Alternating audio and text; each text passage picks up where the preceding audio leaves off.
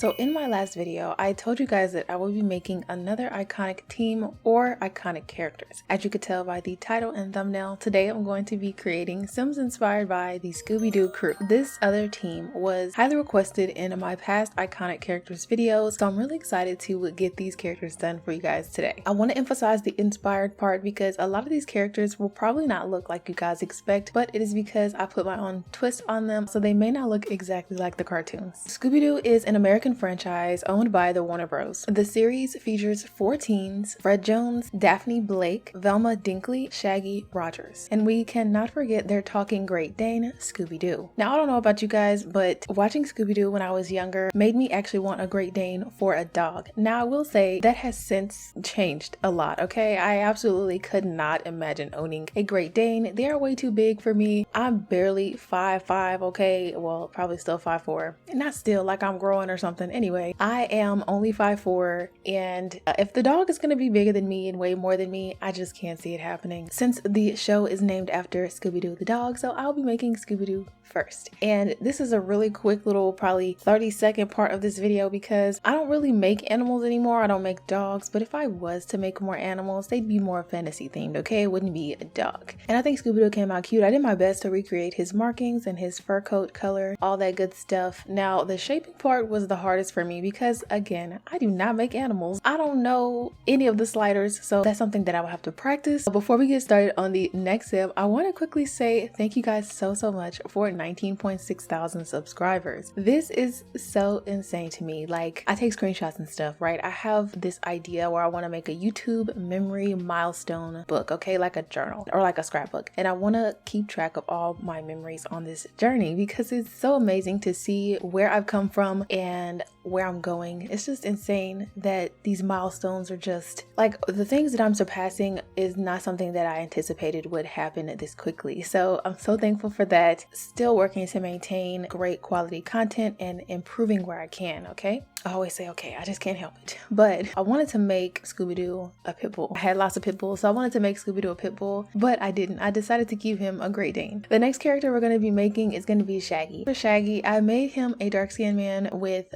locks because I love locks. As you guys can see, literally every other creative sim I have to make a sim with locks. Shaggy is Scooby-Doo's best friend and they spend all their time together. They have pretty similar personalities. They're both very scary and kind of jumpy when it comes to the missions of finding out who's behind certain things. So like they'll come across a ghost and Shaggy and Scooby are afraid, of course, but they need a little bit of motivation via food. So Shaggy has a characteristic speech pattern where his filler word is like. Sometimes I do that also. I'm doing my best to like, oh, no way that just happened. I do my best to stop using filler words like and yeah, it takes a minute for me to actually stop doing that, get into the role of things. And his catchphrase is the nonsense word zoinks, which he says when he is alarmed or surprised. In the show, he is the only protagonist with facial hair, but I did also give Fred facial hair. You guys will see that later. His facial hair is just a rough goatee. It looks kind of prickly, kind of sparse in my opinion in the cartoons, and he wears a green baggy shirt with like some flare orangish brown, kind of like this color actually, pants with black shoes. Like Scooby-Doo, Shaggy is easily bribed with Scooby snacks, which I think that's so weird that he be eating the dog treats, but look, let him do what he's gonna do. He and Scooby insist that their hunger comes from being in a constant state of fear.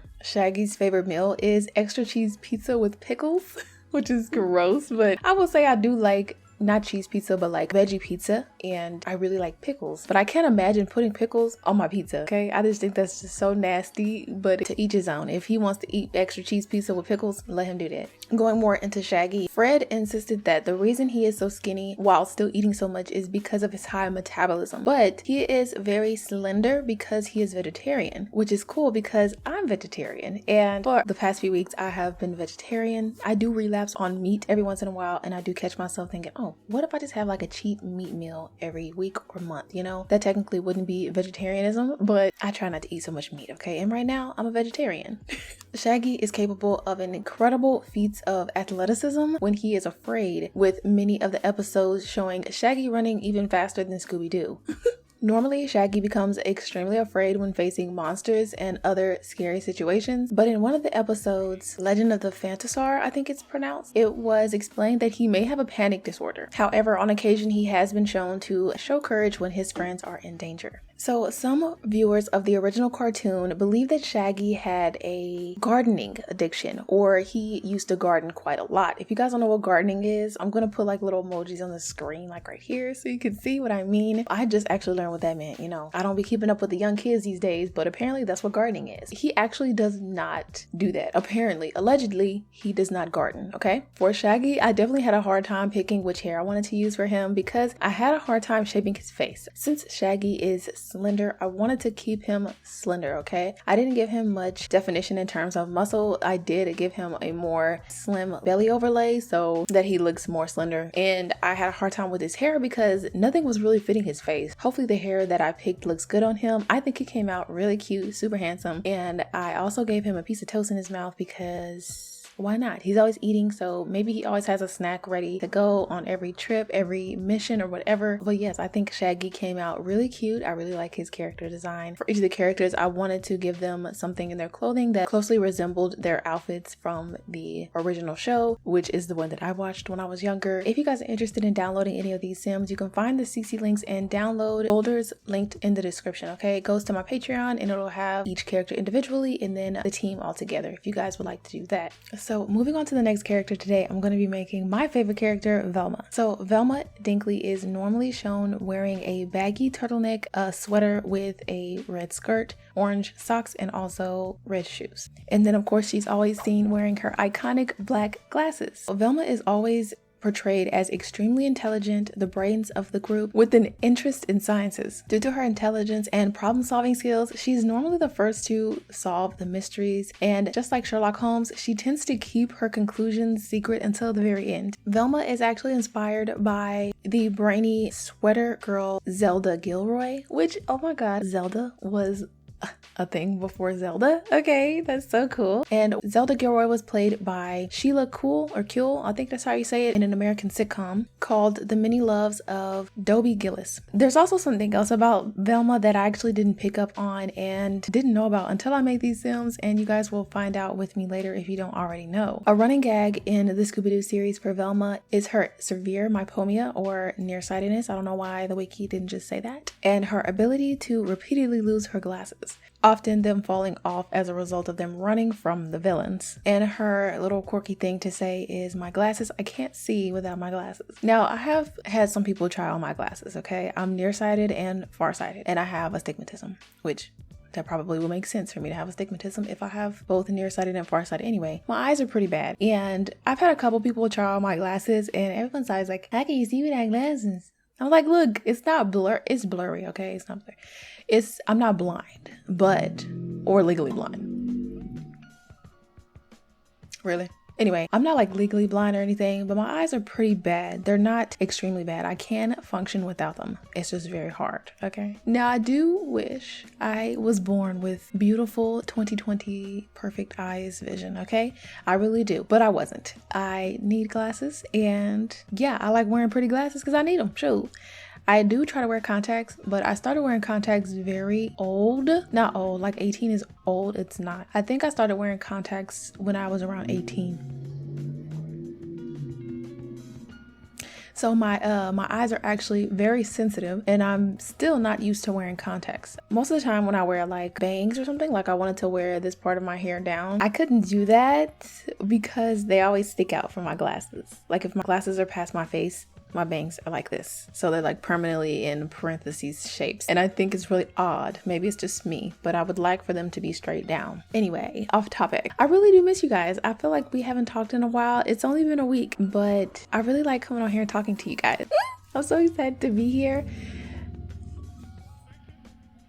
Be quiet. where was I got too much into talking about my eyeballs. Another running gag with Velma is that typically when the other characters are afraid, they will jump into her arm. Now, I do definitely feel like Velma is very sturdy. She is pretty short and she looks like she probably works out up underneath that sweater, okay? Now, my Velma, I went for a more sexy look, okay? I created Velma as a light-skinned woman, okay, with slick back cute ponytail with the curls at the end. And I also gave her a really short skirt. I gave her some cute heels and I gave her a different kind of shirt, not necessarily a sweater, because I wanted to make her not really thick, but a little bit shapely. I wanted to make her slender and curvy. And then you guys will see later what I did for Daphne. I think Daphne was my second favorite. I also had a hard time with her face, okay? We're just gonna get that out the way. I also learned that Velma's middle name is actually Daisy, which is so cute. Before, Velma was known for her iconic phrase, jinkies. She used to say, oh my, but it didn't really have the same effect. So they went with jinkies instead. Another thing that I learned about Velma is that she is actually in a relationship with Shaggy. Now, I don't know how young I was watching this show, but I had like no indications of any relationships.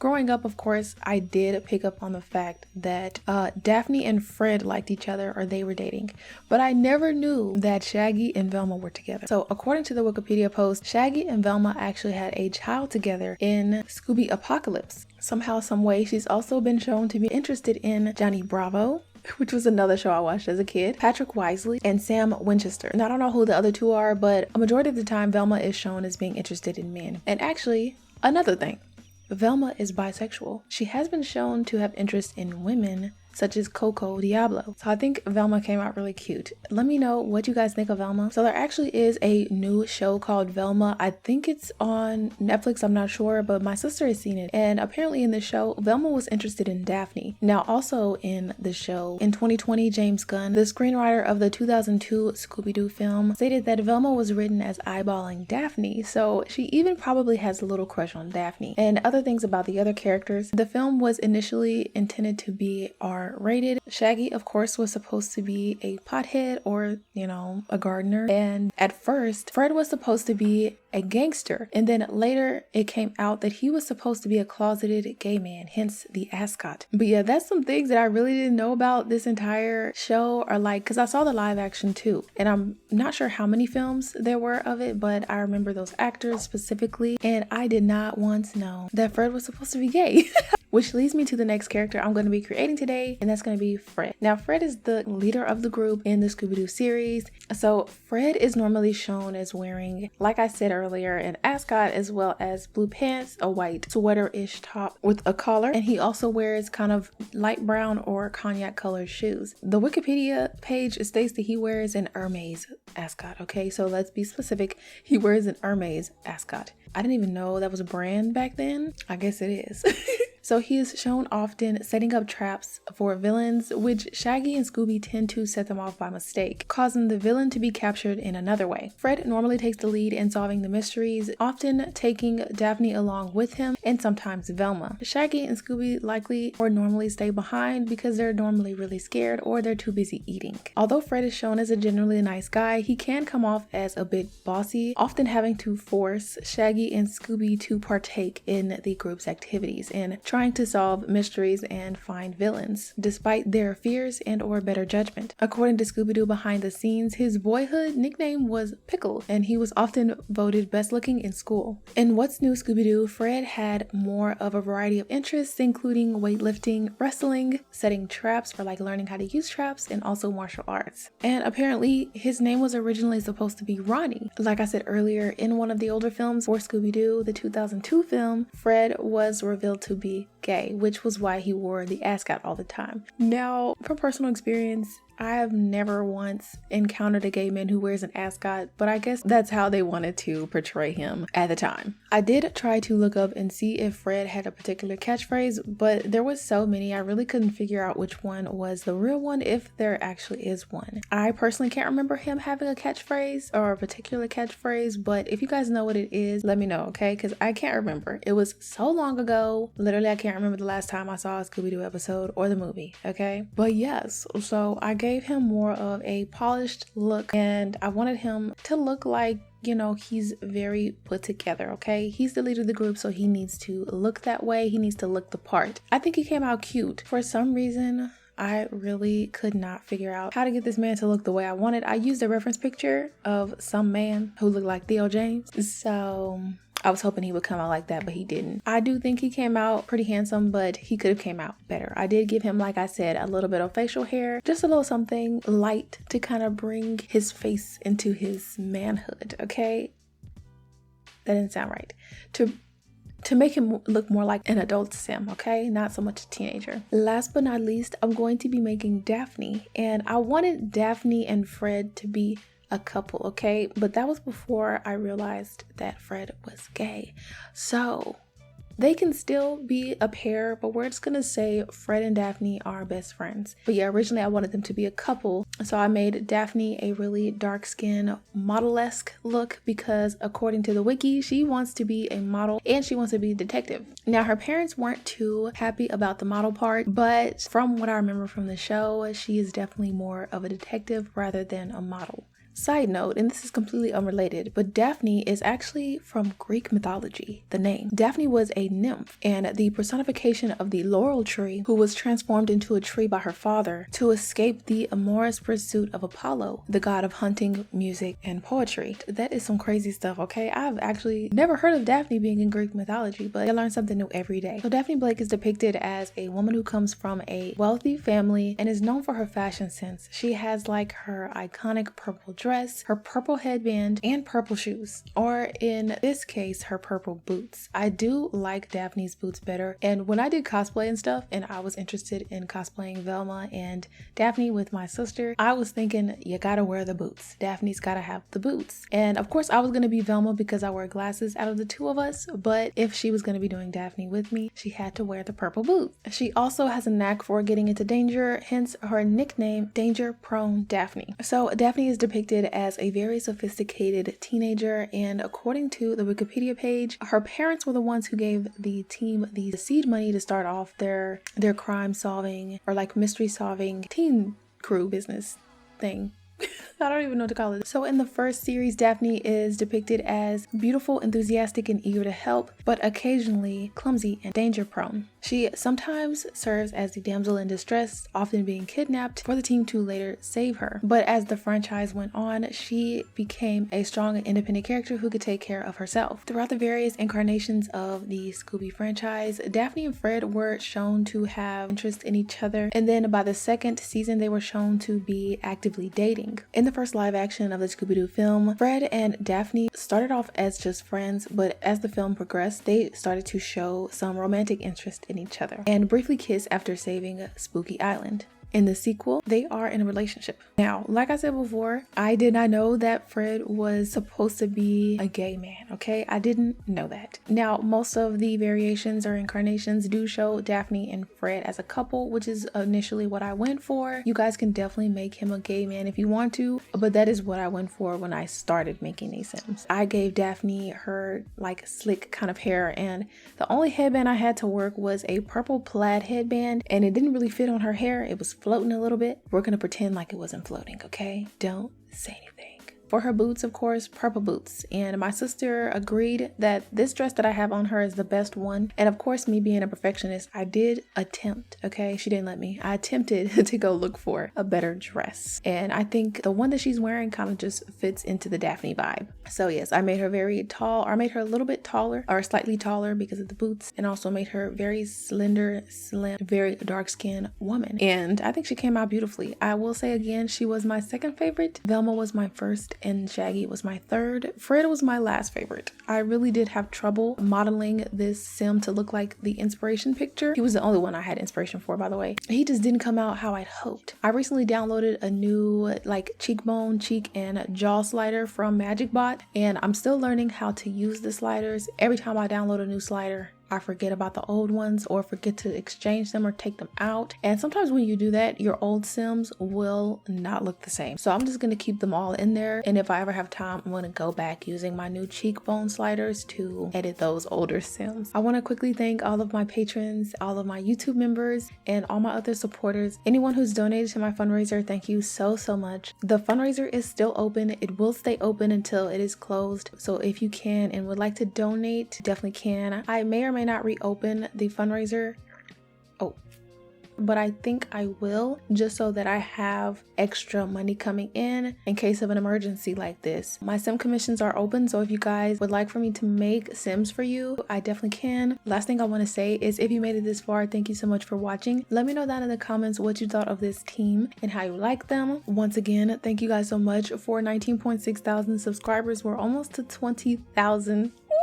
Which is crazy. And as I've said in my other videos, my next giveaway is going to be at 25,000 subscribers. After that, we're going to take it up a notch. My next giveaway after 25k is going to be 50k. Okay, let's see if we can do that before the end of the year. Okay, I think we can do it. I think we can. So 50k by the end of this year. I was originally going to go for 100k, but we'll see. Okay, we shall see. Anyway, if you made it this far, thank you so much for watching. I love you guys so much, and I'll see you in the next one, my peachies. Bye.